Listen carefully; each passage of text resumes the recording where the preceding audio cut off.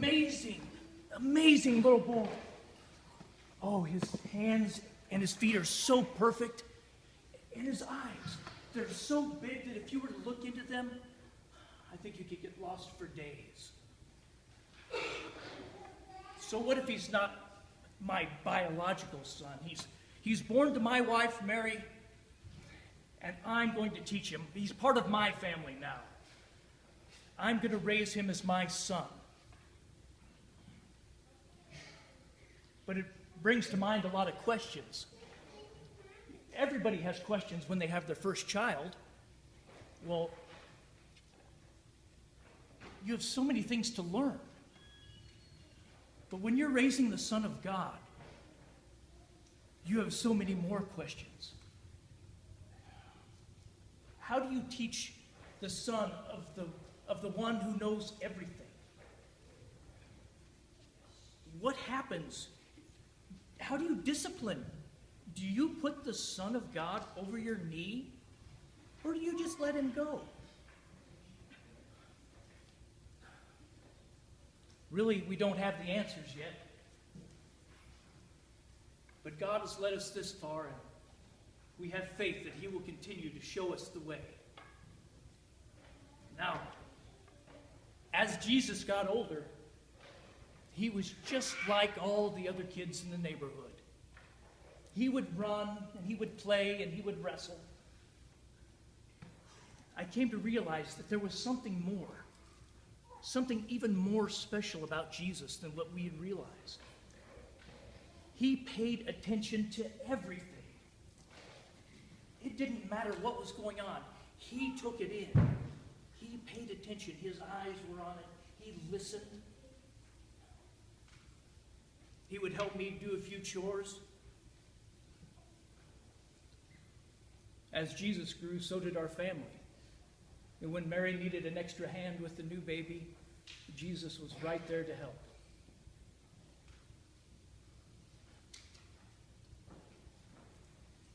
As Jesus got to be a teenager, we found that he asked a lot of questions, and it wasn't very long before he started asking questions that I couldn't answer. He started spending more time at the synagogue, and it wasn't long before he was answering the questions instead of asking them. People have asked me before, was Jesus perfect? Did he make mistakes? I answer it this way. Did he live without sin? If that's your definition of perfect, then yes.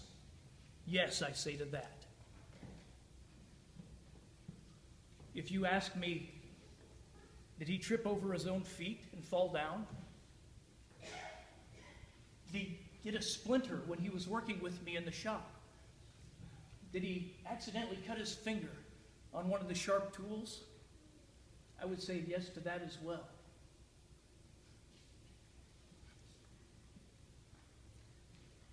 By the time he became a young adult, I taught Jesus everything I could about being a craftsman. I taught him to choose the proper materials. I taught him to keep his tools sharp and to be able to use those tools to craft the table, to make it strong and flat and sturdy. He could build a table as well or better than I could.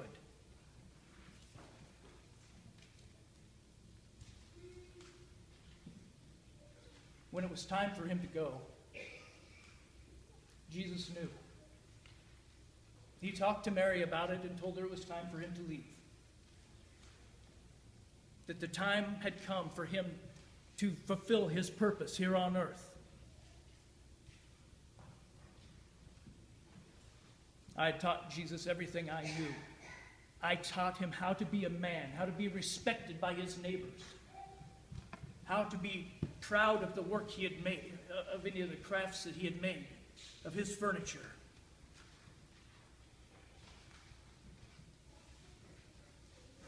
It was amazing with all the things that I had taught him. It didn't even scratch the surface of what he had to teach me. I had no idea what he was going to have to endure, what he would have to go through so that he could be the King of the Jews.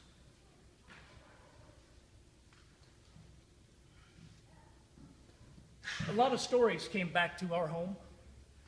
We would hear stories about Jesus performing miracles. We would hear about his disciples and all of his followers.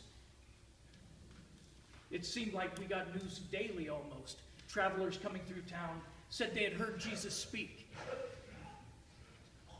We were so proud of our son, so amazed at all the things that he was accomplishing.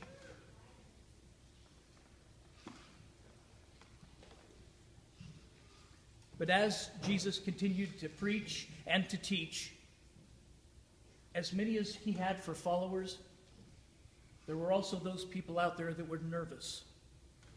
The people that were in power and in charge, they didn't understand what Jesus was doing. They didn't like his understanding of the Gospels.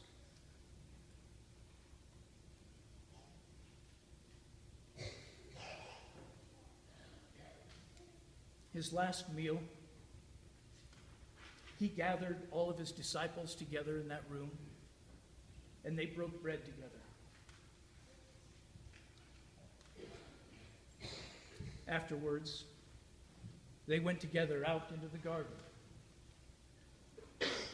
I'm told that the Roman soldiers were out there waiting, hidden behind the trees, waiting for a sign, a simple kiss.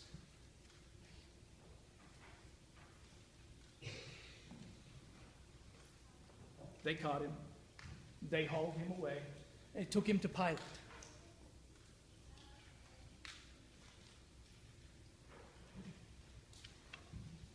They treated my son horribly.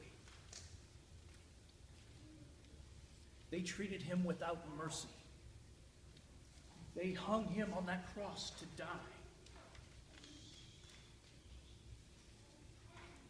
Had I known, could I have done anything about that? No. Things had to happen the way they did. That's the way it had to be.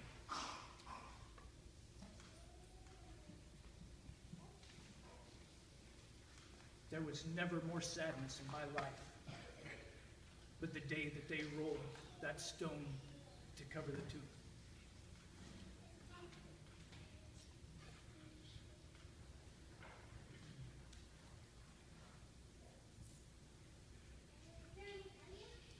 Three days later, the news spread like wildfire.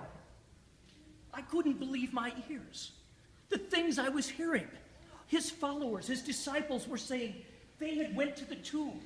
The stone was rolled away. There was an angel there that said Jesus was risen. The more we talked to his disciples, the more we heard the same news, that he had risen, that he had shown them the wounds in his hands and his feet. He was alive. He triumphed over death. He was here to save us all. Jesus was now the King.